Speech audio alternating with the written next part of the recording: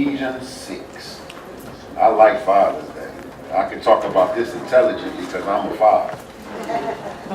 I have to study on Mother's Day because I'm not a mother. But I am a father, and so a lot of this stuff is just common practice that we need to continue to put in place if we're going to have a godly life. Amen? Amen. Ephesians 6, I'm just going to read the first 4 verses. My emphasis verse will definitely be verse 4. Children, obey your parents in the Lord, for this is right. Honor thy father and mother, which is the first commandment with promise, that it may be well with thee, and thou mayest live long on the earth. And ye fathers, provoke not your children to wrath, but bring them up in the nurture and the admonition of the Lord. I want to talk to you very briefly from the subject, the essentials of biblical fatherhood. The essentials of biblical fatherhood. It's a funny thing, you know, my boys, they not here today, and I'll tell you why. That's my Father's Day present. Their grandmother took them so that I could have some time to myself. Amen. And so I didn't want them to miss church, but I didn't want to insult her by not letting her do what she wanted to do for me for Father's Day. Amen. Yes. Because sometimes they need to be with their parents, and then they need to be with their grandparents. Amen. You know, you shouldn't deny them that. You know, you should let them go, because they're going to get to an age where ain't nobody going to want them. so you got to let them go and go now. Let them go and go now. I know my grandmother used to always say, I don't mind watching y'all. And we say, why, Grandma? She said, because I can send y'all back home. Y'all ain't going to be here forever. So it's funny because Eric and Jordan, they funny characters, you know, because they got their own little thing going on. And one day, I was walking past their room, and when I noticed that both of them had on my shirt, and one of them had on my tie, and they kept saying, I'm daddy. No, I'm daddy. Oh, I'm daddy. I'm going to be daddy. And it makes you proud because they could have had on something else and saying they were anybody else. But they were arguing about who was going to be daddy. So I walked in and I said, what's going on in here? And Eric said, I told him I was going to be daddy. And Joe said, no, he can't be daddy. I'm going to be daddy. And so I said, well, what is a daddy? And they both got quiet just like y'all did. I said, well, what is a daddy? And Jordan, you know how he is. He always talk. He said, well, when you put on clothes and you act like that. And so I had to stop him there and let him know, just because you dress up like a daddy, don't make you a daddy. Just because you are the age of a man, don't make you a man. And just because you take on the title of wanting people to call you a father, it doesn't make you a father. And so I wanted to give some essentials today so that we can have more biblical fathers than we have just baby daddies running around. Because we got a whole lot of baby daddies. It don't take much to be a baby daddy. All you got to do is donate your part and you can be gone. But it takes more to being a father than just donating the sperm. Right? And so many of us, we want to be called fathers, but what does it mean to be a father?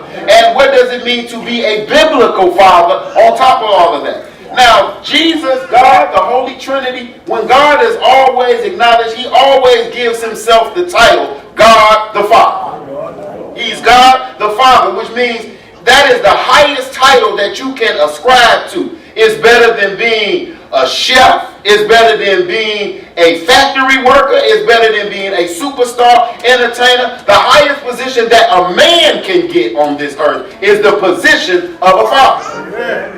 And the position of a father is not one to where you had children and now you're a father. It takes much more to being a father than to just have babies. It's easy to be with somebody, get them pregnant, and then leave. That's the easy part. But it takes a real commitment, a real godly man to stand in there and take the blows and provide and do all that he needs to do. That's not an easy task. And it takes a special person because it's a call. It's definitely a call. Well, what is father? Father comes from the Hebrew word Abba. And the word Abba translated means source and sustain. So you can be a father by donating some parts of you, but it's 2 parts to being a father. You have to be the source and the sustainer. We got a whole lot of people that's the source, but they're not the sustainer. And you have to have somebody else come in and provide for that child that's not the sustainer or the source. So God calls himself the Father because he is the source of all things. He is the source of all life. You are not here if it's not for God declaring that he will create you. You don't just will yourself to be here. It has to be a source from which you came. And long before you were put into your mother's womb, God said, I knew you. Why? Because he is the creator of all things and he is the sustainer of all things. And if you're going to be a father, if you're going to be a godly father, a father is called to be a father in his home. He's called to be a father on his job. He's called to be a father in the community. And the Bible says we got a whole lot of teachers. We got a whole lot of folk popping off, but we don't have a whole lot of fathers. Why? Because to be a father takes a commitment. It takes you sacrificing that which you normally would not sacrifice. Amen. See, a good father will go without so his kids can have. See, a good father has learned, I might not be able to wear Timberlands no more. I might not be able to wear Nikes no more. Why? Because I got a responsibility that I need to take care of now. And just being clothed and having my children happy should be more than enough for you. Lord, have mercy. So let's look at this a little bit. I want to read some statistics to you about how fatherhood is declining in America today. It says tonight, 40% of all American children will go to sleep in a house in which their fathers do not live. Before the age of 18, more than 50% of our children will spend a significant portion of their childhood living apart from their fathers. A generation ago, American children could not reasonably expect to grow up with a dad. Today, an American child can reasonably expect not to. Just like she was saying about, it was humorous, but that is the plight of a whole lot of children. Is that mama is there and daddy is either incarcerated or nowhere to be found. And whether he's incarcerated to the system or just incarcerated to the world where he doesn't feel like he needs to be in the home, when you take a father out of the home, it is something missing there. And no disrespect to women or to mothers, but a mother cannot teach a man how to be a man. No more than I can teach a woman how to be a woman. I'm not a woman. It's certain things about manhood and certain things about fatherhood that only can be genetically passed through the father. And then we living in a culture and we living in a world where the lines are getting blurred now. Where you don't know whether he's a man or a woman because he looks as pretty as a woman, his hair is as long as a woman, and if daddy was present, I guarantee you he would cut that off at the root. Ain't no way in the world that your children, your male children that you're raising should be cuter or prettier than their mom. Get quiet all you want. I'm just telling it like it is. Because when I walk out in society, half the time I can't tell the difference. I look at that, I can go into the mall and I'm looking at little young boys and their pants tighter than women's pants. That means that there is a lack of a father in the home, and even if he is in the home, he has checked out of what's going on. Because it is a possibility to be right in that house and not be in that house. That's right. You got to be present, active, and on duty. Yeah, I'm like a jail warden around my house. I'm walking, I'm opening doors, I'm looking in books, I'm looking in drawers. Why? Because it is my responsibility to make sure that they at least get started on the right road. And until they get to the age of accountability, their accountability falls on me. And if I can't teach it to them, I'll beat it to them, but they're not going to be off on my watch. Lord, have mercy. So it says, and ye fathers, you that are actually participating in your children's life, you that are actually in the home, going to work, you that are checking in, and you know ain't nothing like a daddy. Because a real father, you know it, because he putting in work, he putting in time, and he don't play no games. My dad used to always say, and I know it's hard, but he would say, boy, children are to be seen and not heard, because you have not lived long enough to teach me anything. And he would always correct me. It wasn't punishment, it was correction.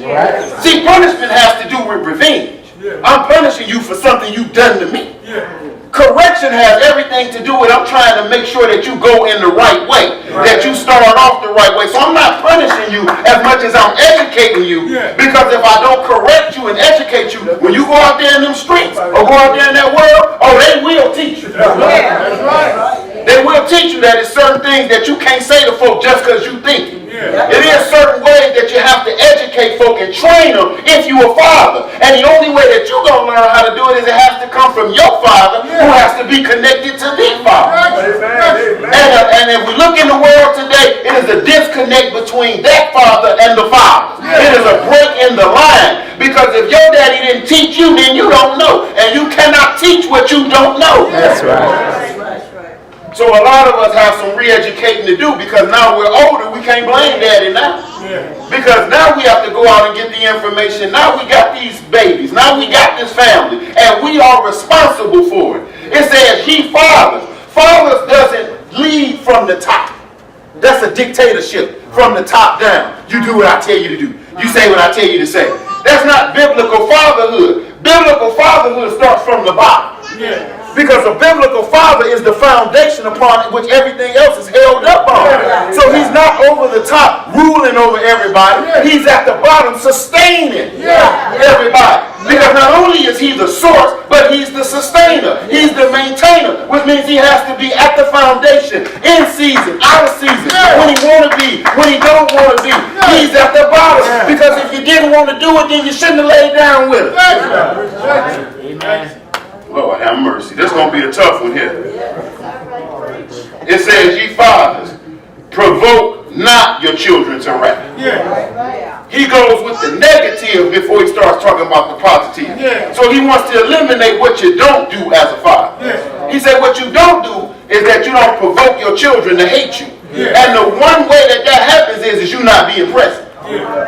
I've heard many a sons, many a daughters say, I don't like my daddy. They don't even know him, but they don't like him because their whole formulation was based on an angry wife or an angry mother who just talked about daddy in their presence all the time. He's never there, never around, so they grew up not liking him. I don't want nothing to do with him. I don't want nothing. Why? Because he wasn't around. Mama had to do everything by herself. When I needed him, he wasn't at the baseball game. He wasn't there making sure that I did the right thing. So now that I'm grown, I don't want nothing to do with him. Lord, my God. And you know I'm telling the truth. Yes.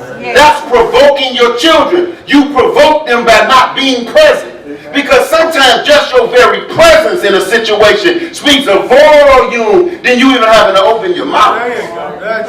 It's some things children just won't do because daddy home. My father worked a swing shift when I was growing up. He was a steel mill worker. He worked 3 to 11 sometimes, 6 to 2, 11 to 7. And boy, we loved when he worked 11 to 7.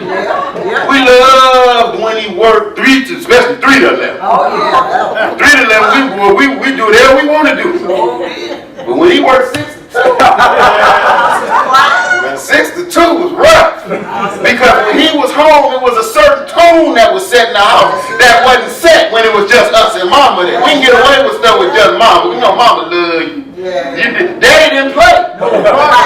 When daddy said we was working in the yard today, it wasn't no hurry up and get done, let's go on out and play. It was no, we working in the yard today, all day. You ain't going nowhere. Tell your friends to keep on going. You're going to be in the yard today. And I remember I used to try to rush and get my stuff done thinking I can go. And every time I would rush and get it done, he'd say, I don't know why you rushing. Because all I got is more work for you to do. And as I got older, I understood what he was doing. He was building a work ethic in me that my friends didn't have. And so they wanted to play all the time. But God had instilled in me through my father that it was a time to play. It was a time to work. It was a time to study. So he put parameters around me because he was trying to be a good father. And we all know that there is no book on how to be a father. He just was trying the best he can with what he had. But what he was not going to have was a child that raised himself. And that's what we have going on today. If they're not raising themselves, then they raising you. They running you. Come in your house, put you on time out. Mama, go over there in the corner, sit down, I'm on the phone. All that kind of stuff. But a real father lays down the law because he's the source and he's the sustainer. Now he says, provoke not your children to wrath. Don't get them upset with you by being angry. And a lot of times you can come in from work and you've been hard-fisted at work because you know it's a dog-eat-dog world out there in that work life. And you have to be hard-fisted. You got to learn how to unball your hand when you come home. You can't deal with your children like you deal with them folk you work with. You can't deal with your wife the way you deal with folk you work with. You got to unball your hand when you're dealing with your family. So if you got to do like some folk I know, drive around your house a couple times before you go in. Just go past and shake head. And you drive one more round. But you got to woosah because you'll go in there with the same mentality that you have at work and you'll damage your family with it. You can't treat your wife like you treat folk you work with. Even though they may be getting on your nerve, you still can't treat them like they're getting on your nerve. I'm giving you practical stuff now. Because they're expecting you as the source and as the sustainer. They need a father. They need somebody they can lean on. Yes. And if you're not the person they can lean on, they may lean, well, let's keep on going. They lean somewhere. It says, but don't make them angry, but bring them up. But train them up. But educate them up. Don't beat them up. You got to train them up in the way that you should go. Because what happens when you beat them all the time, eventually they're going to turn and they're going to bite you. Because you're not going to always be as strong as you are. And nobody's going to keep allowing you to hit on them. So you've got to learn how to educate your children. How to learn how to verbally communicate with your children. Verbally communicate with your wife. I know this Father's Day women, this ain't got nothing to do with y'all today. I'm talking strictly to these fathers. Because we have to set a tone for how the world is going to be. And if the tone is not set in the home, it's not going to be set in the community, and it's not going to be set in the world. And what you see going on in the world today is people that don't know how to be a father. Yes. The prime example is our president. He's got a son. He's got 3 sons, but he's got a little boy. And you don't think that boy watching everything that come about his daddy's mouth? Don't you know that there's more things caught than taught? And if daddy do it and he get away with it, then the son do it. Then his son do it. And before you know it, it's a curse in the family that needs to be broken. Yes, sir. And if you say anything out of your mouth, when he goes out of the house, he's going to say anything out of his mouth. Because it starts in the line with the family. Imagine, I just want you to just imagine what your life would be like if your daddy wasn't present. If your daddy's influence wasn't there. Well, if you can think about that, imagine millions of kids that don't have their father. That's right. Millions of boys and girls whose mama is walking them to the prison. And they got to see their daddy between glass and a bar. What kind of effect do you think that have on a young boy? Especially a young black boy. Do you know it's already hard enough to raise children being black? But imagine trying to raise them and daddy ain't around. Or, what's worse still, that you have a father who act like he's younger than the kid. How is it that you dress younger than your son? Or your son looking for his shirt and you got it on? And you trying to be the example. Lord have mercy. Y'all are quiet, but it is what it is. I know it's the truth. I knew this was going to be easy because this is what I see every day. Because I have to process it through God's eyes because God says he's a father. And what I see going on is nothing like what God is like. God says that he is the provider, he is the source, and he is the sustainer. He says, but bring your children up high in the admonition or the nurture of the Lord. It's a certain way that you raise your children. It's a certain way that you handle your family. How do you handle them? You nurture them and you bring them up by this word, by this book. If you don't know what to do, get your Bible.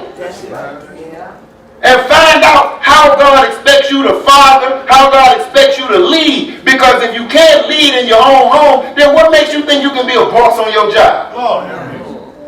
If you can't handle your own family, then why should you run the church? If you can't handle your own family, then why should you be in charge of the company? That's scripture. That's what the Bible says. The Bible says if a man don't know how to run his own house, then how in the world is he going to run the church?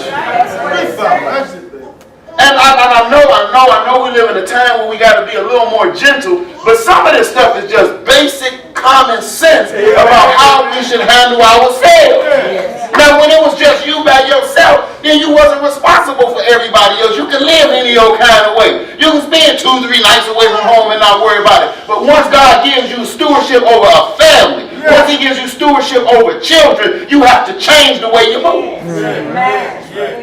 You got to change the way you move, because God is going to hold you accountable for the upbringing of those children.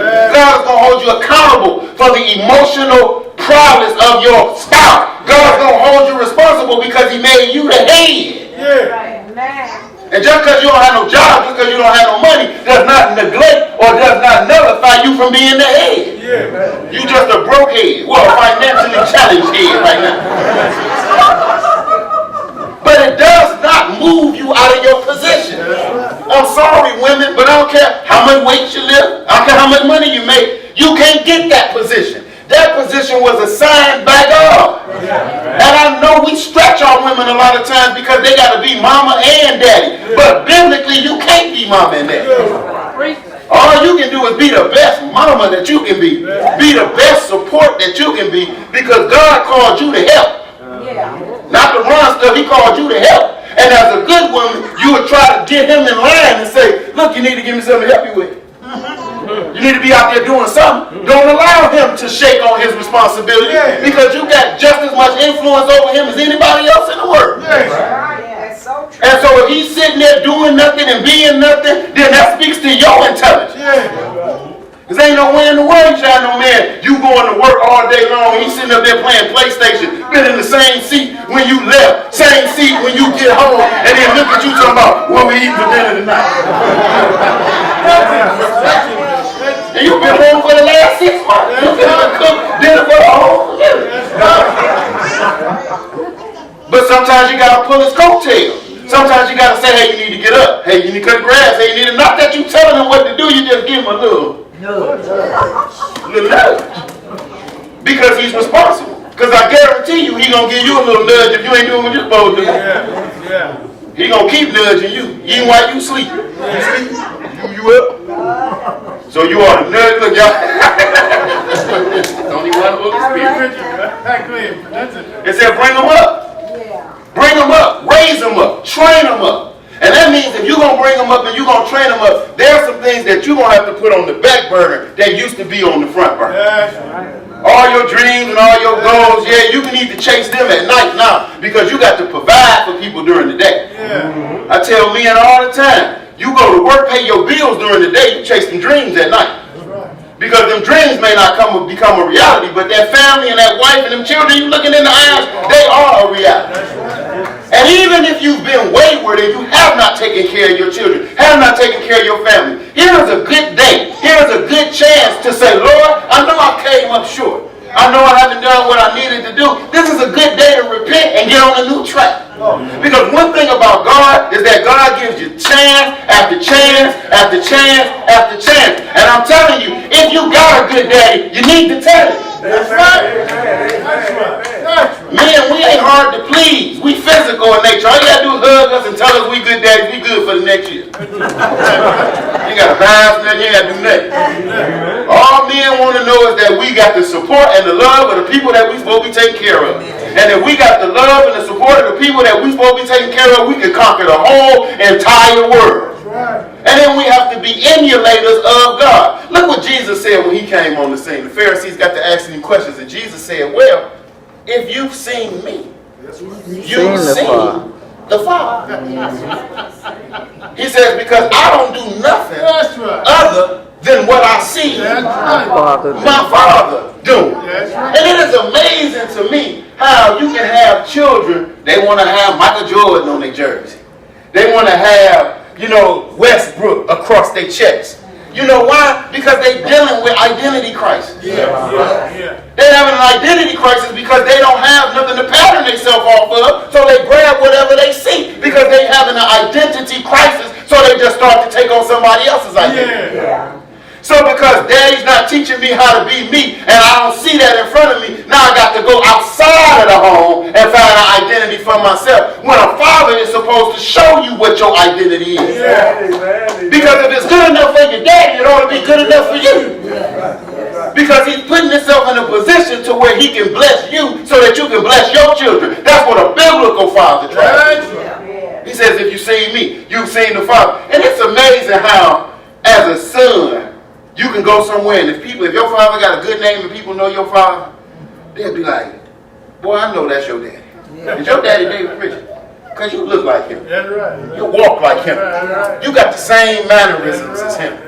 You move like him. Boy, I don't got to know you, but I know your daddy. And folk will bless you because of your daddy. Matter of fact, everybody that's sitting in here, you only being blessed because of your Father which is in heaven. The only reason you look as good as you do, the only reason you driving what you drive, the only reason you living in what you living in is because you are being blessed because of your Father.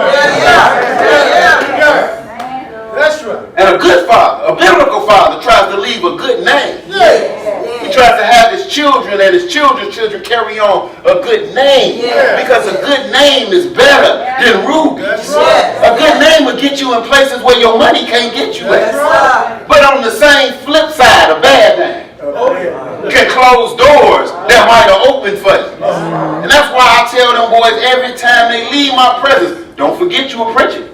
Don't forget you don't represent just you. Don't forget that it's just everything that's on the line comes from me. So if you mess it up, you're going to have to deal with me. And when you tell them that and you ingrain that in them, then they walk with some sense of identity. They walk with some sense of pride. Why? Because they're connected with something. And not only does that work in the family, but it works in the church. It works in the community. Y'all heard about them old bad churches? Bad names. Poor folk don't even want to tell you they go there. Well, that's the same principle. Because we are running Daddy's house. And if we are running Daddy's house, then we have to exemplify his rules. And if we exemplify his rules, then folk will bless us because they see the signs. Oh yeah, that's God there. Yeah, you sound like God. Yeah, you move like I know the biblical characters move because you're trying to emulate what God has already put before you. Jesus Christ, our greatest example of how to be a father. And what he said was that the way that I did it is I just did what God did. That's right. He made it very simple, and I'm trying to make it very simple for all of you. This ain't rocket science. All you need to do is move like God moves. Speak like God speaks. Say what God says. That's what homologeo means. It means homo means the same. It means we're saying the same thing that God said. I'm not telling you nothing I drew up. I'm just telling you right out the playbook. God says, you fathers, provoke not your children to wrath, but bring them up. A mind has to be nurtured. It has to be brought up. Kids don't know anything. They have a blank slate. Everything they know, either you taught them or you allow them to see it. In Sunday school today, they were talking about honor your father and your mother. And don't just do your honoring the God, father, and mother with lip service. But put some weight behind what you say. You say you love them, then show them that you love them. You say you a father, then step up and be a father. And don't wait for somebody to put a battery in your back and say, now you can be a father. No, you wake up being a father. You go to bed being a father. And what that means is that the well-being or whatever I'm over is on my mind night. It's on my mind when I wake up. It's on my mind during the day. Matter of fact, my family on my mind as I'm preaching right now. That's right. Because this is just a part of what we do, right? But we got to leave this place and we got to go exemplify what we're hearing over the pulpit. It said bring them up. You got to bring them up. And he didn't say, I'm going to bring them up for you. He says, you bring them up. And the best test of a father is to watch the son. That's the best test. You want to know what kind of daddy he is? Watch his kids. That's right. You want to know what's going on in the house? This don't take rocket science. Just watch the son.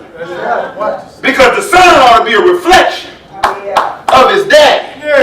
Good, bad, or indifferent, he ought to be a reflection if he's anywhere present and around or being a part of his life. And if you married him, if you with him, then you ought to want that because why did you marry him? That's why you don't marry folk for money. That's why you don't marry folk for how they look. Because what if the money run out? That's right. When they get old, they ain't going to look like they look right now. Your teeth start falling out. Hair start thinning in certain places. They looking at you talking about, baby, am I still buff? And you go back, man. You still got it going on.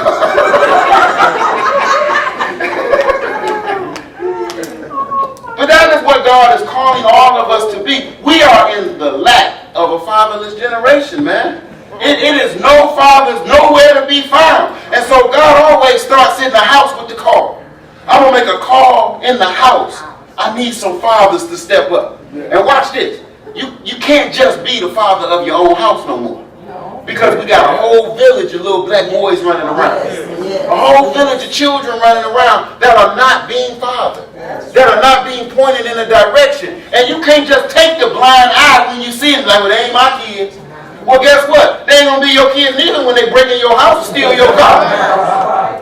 Or sell drugs to somebody out your driveway. It's still going to be on you. So if it's got to be on us anyway, then we need to be able to stand up as fathers and not be afraid of these boys and afraid of these children and say something to them when they're wrong. But in the same token, say something to them when they're doing right. You ain't got to always beat them up. That young man did a good job. I know a whole lot of grown-ups that wouldn't have got up here and done that. That boy up there doing poetry. He done sang. He done did everything. By himself. And you know he being raised right because he ain't rolling his eyes. He ain't be like, I ain't doing it. He got right up there. That means somebody's in that household saying this is how you operate. And in the church, even if there's no father in your home, then you ought to be able to come to church and look at them deacons, and look at them preachers, and look at them ushers and be able to say, go on over there and talk to him. Go on over there and ask him what he doing. Because we got to be able to help each other out, or we're going to have a bad, bad community. We're going to have a bad, bad world. And you see the way it's going right now, don't you? Because now they're telling the kids, you don't need no daddy. All you need is a lot of money. Well, let me tell you something. A lot of money without no guidance gonna get you a whole lot of jail time. And let me tell you this, just because you got money ain't gonna keep you out of jail. And just because you got money ain't gonna keep somebody from robbing you. Just because you got money ain't gonna keep somebody from trying to attack you. Money is nothing if you don't have some grounding with it. That's right.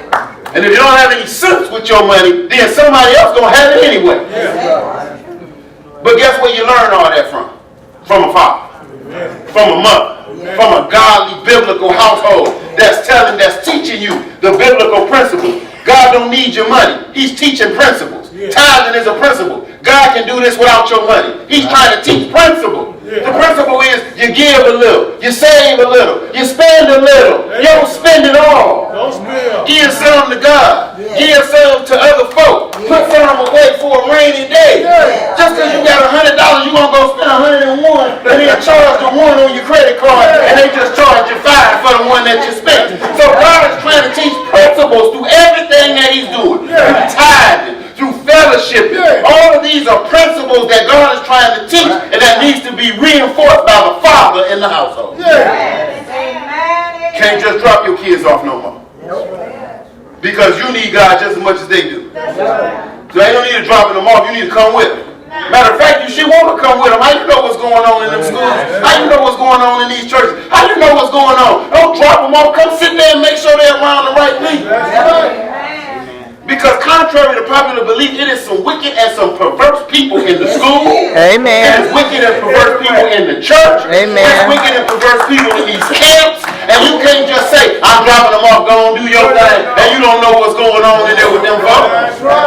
And not just your children, but you don't take your wife anywhere. Lord have mercy. They may get mad. Why you always following me? Because I'm married to you. I'm going too.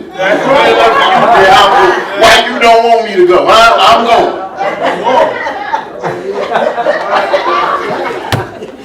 All this is just practical. And I'm saying this from a real serious place because if the church don't be the example, if the church don't step up, then what good are we?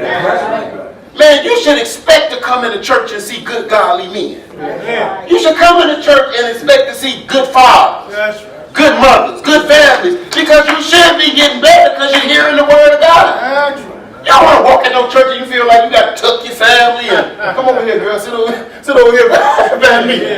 No, you supposed to be in an environment where it's comfortable to bring your family, where they can learn about the word of God, where they're not intimidated, where they can be free, where you ain't got to eyeball your wife every 5 minutes, find out where your kids every 10 minutes, because you know you put them in a godly environment. Oh, yeah. Lord have mercy. One thing that, and I'm going to close on this, but it was one thing that really messed me up is that churches are doing safe sanctuary. Safe sanctuary is where they come in, they run your background, check out to make sure you can be around. It's the church. Whoever would have thought you would have had to take a background check in the church? Man, everybody in the church background finna come back. Everybody got something on their background in the church. But we're living in a day and age now where you can't even trust bringing your kids to church. And I'm going to tell you why.